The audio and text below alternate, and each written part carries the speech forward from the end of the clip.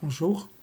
Donc, dans cette vidéo, nous allons continuer l'étude des oscillations d'un dipôle RLC. Et dans cet exemple, on verra donc la variation des amortissements en fonction des paramètres du circuit. Alors, quels sont ces paramètres? Les paramètres du circuit RLC, tout simplement, c'est la résistance du conducteur ohmique ou bien la capacité de condensateur ou l'inductance de la bobine. Bien, passons donc à l'exemple.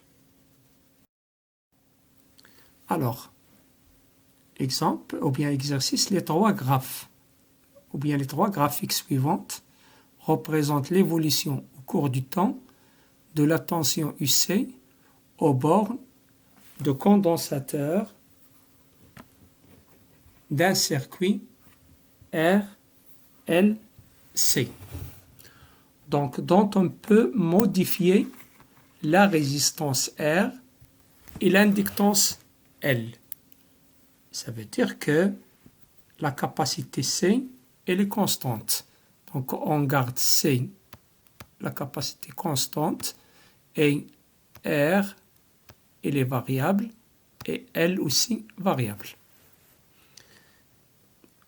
Donc, on obtient ces trois courbes, la courbe A, voilà A, courbe B, le deuxième, et la courbe C. Bien sûr, selon des valeurs de R et de L. Pour chaque courbe, on choisit des valeurs L, un valeur de R et un valeur de L. Tandis que C, il est toujours constante. Alors, on obtient initialement le graphe A. Alors, première question, comment nomme-t-on le régime de la décharge observé? Ou bien, quel est le régime qu'on observe sur la courbe A?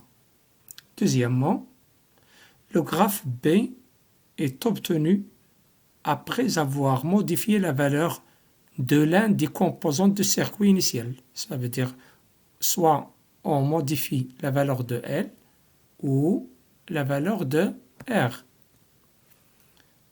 Lequel? Donc, c'est à vous de savoir quel paramètre ou bien la valeur de quel paramètre on a modifié. Est-ce que L ou bien R? Et deuxième, ou bien la suite de la question, dans quel sens a été modifié? Ça veut dire, est-ce qu'on a, s'il s'agit par exemple de L, est-ce qu'on a augmenté la valeur de L ou bien diminué L? Et s'il s'agit de R, est-ce qu'on a augmenté la valeur de R ou bien on a diminué la valeur de R? Et troisième question, même question pour le graphe C. Ça veut dire, lorsqu'on compare C avec A, quel paramètre ou bien lequel des paramètres on a modifié? Est-ce que L ou bien R? Et dans quel, bien sûr, dans quel sens? Bien. Alors, je vous rappelle que cet exercice, je laisserai un lien pour télécharger l'exercice et je vous conseille de répondre à ces questions avant de voir la solution. Donc, passons maintenant ou bien à la correction. Donc, question 1. Donc, on obtient initialement le graphe A.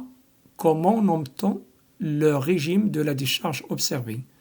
Donc, comme vous voyez sur le graphe, donc qu'est-ce qu'on a?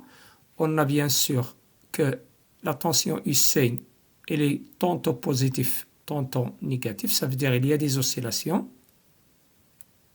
Et en plus, on constate que l'amplitude diminue. Donc, voilà l'amplitude, elle diminue. Donc, ici, on parle du phénomène d'amortissement. Donc, il y a amortissement. Donc, il ne s'agit pas d'un régime périodique, puisque l'amplitude n'est pas constante. Et puisque la tension elle est tantôt positive, elle est tantôt négative, il y a des oscillations, donc il s'agit d'un régime pseudo-périodique. Donc le régime, c'est le régime pseudo-périodique.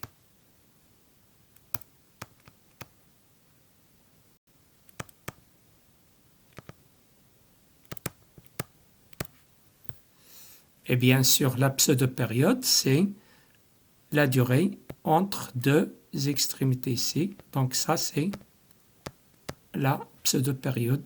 Voilà une pseudo-période et une deuxième, ainsi de suite. Bien. Deuxième question. Le graphe B, il est obtenu après avoir modifié la valeur de l'une des composantes du circuit. Donc, comme j'ai dit, soit L ou R, car c'est les constantes. Lequel? Alors, bien sûr, on verra d'après qu'est-ce qui a changé entre si on voit ou bien si on compare la courbe B avec la courbe A. Donc, avant de répondre, j'aimerais bien vous rappeler que la pseudo-période ici, elle est à peu près égale à la période dans le cas des oscillations pseudo-périodiques lorsque la résistance il est négligeable, il est faible. Et on peut dire que T est égal à T0, ça veut dire la période, voilà, la pseudo-période, pardon, T, pseudo-période, T, qui est égal, T0, c'est 2pi racine L fois C. Donc, comme vous voyez, dans cette expression, il n'y a pas, bien sûr, ne figure pas la résistance, c'est la grandeur R, la résistance de conducteur ohmique. Donc, ça veut dire que R, il n'a aucune influence sur la période. Alors, voyons, est-ce que la période a changé ou non? Donc, TA, quoi est égal TA? TA, bien sûr, prenons par exemple cet intervalle de 0 à 10. Donc, voilà la première période, voilà T. Et voilà une autre, deuxième T. Et voilà une autre, 3T. Ça veut dire que TA est égal à 10 sur 3, qui est égal à, bien sûr, à peu près 3,3 millisecondes. TB maintenant. TB, ça c'est TA. TB. Même chose. Prenons l'intervalle de 0 à 10 millisecondes. Combien de périodes on a? On a une, TB, pardon, 2, et voilà 3. Donc, 10 millisecondes, c'est 3 périodes. Ça veut dire que TB est égal à 10 sur 3. Donc, qu'est-ce qu'on voit? La période n'a pas changé. Et puisque la période n'a pas changé, c'est donc obligatoirement L, donc TA, est égal à TP. Donc, L, dans le cas de l'expérience A, est égal à LP. Donc, puisque L n'a pas changé, donc la grandeur qu'on a modifiée, donc la grandeur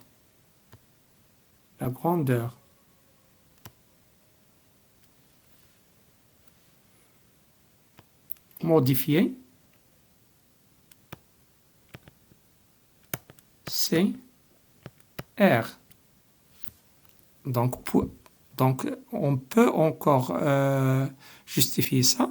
Donc, vous voyez ici, dans la courbe A, donc, quand est-ce que ces oscillations s'amortissent totalement, ça veut dire qu'il n'y a plus des oscillations au bout à peu près de 20 millisecondes. Donc, il y a atténuation des oscillations. Il n'y a plus d'oscillations. Vous voyez ici, il n'y a plus d'oscillations. Alors que dans le deuxième courbe, donc, qu'est-ce qu'on voit? Donc, après l'atténuation des oscillations vient après 30. Donc, entre 20 et 30, il y a encore des oscillations. Les voilà. Alors, donc, quelle est la grandeur qui est responsable de l'atténuation? Ça veut dire l'amortissement des oscillations. C'est R. Donc, plus R est grand, plus l'amortissement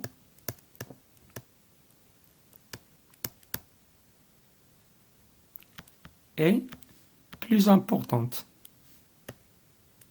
Et plus importante. Alors, donc, si on compare la courbe A à la courbe B, on voit que l'amortissement il est plus important dans A que B. Donc, or, on remarque que l'amortissement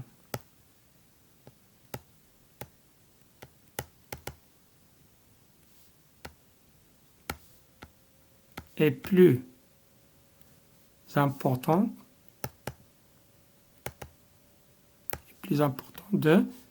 dans le cas du graphe A. Donc cela implique que RA, la résistance RA, est plus grand que RB. Donc dans la courbe RB, il y a plus, donc vous voyez plus de périodes, donc la résistance elle est faible, ça veut dire la perte d'énergie elle est faible. Bien. Passons maintenant à la dernière question. Troisièmement, même question pour le graphe C. Ça veut dire, lorsqu'on compare C avec A, quelle est la grandeur? Ou bien, quelle est la grandeur ou bien qu'on a modifiée? Et bien sûr, dans quel sens?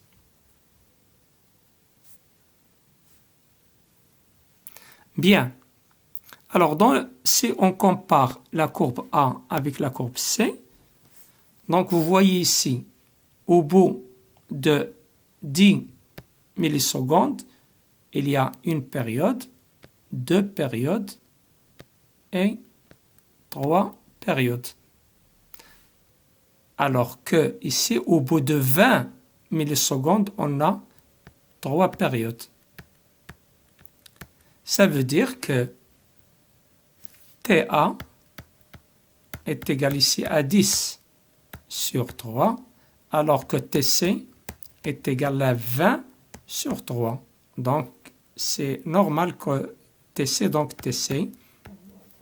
elle est supérieure à TA. Et puisque TC elle est supérieure à TA, donc, L C fois C, ça veut dire 2pi. Racine L, elle est supérieure à 2pi. Racine de L A fois C. C, elle est constante. Ça veut dire que LC, elle est supérieure à LA. Donc, dans ce cas-là, la grandeur qu'on a changée, qu'on a modifiée, donc la grandeur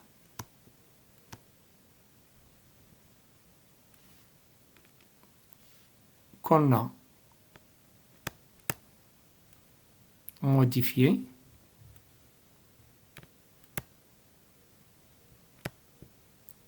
c'est L, ça veut dire l'inductance. C'est l'inductance. L. Et bien sûr, entre A et B, donc L, dans quel sens on a modifié L? On a augmenté L. Donc LA est inférieur à LC, donc il s'agit d'une augmentation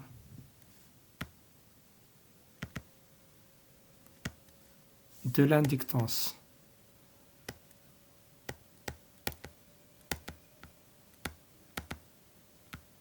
L. Bien. Donc, merci pour votre attention et à la prochaine vidéo.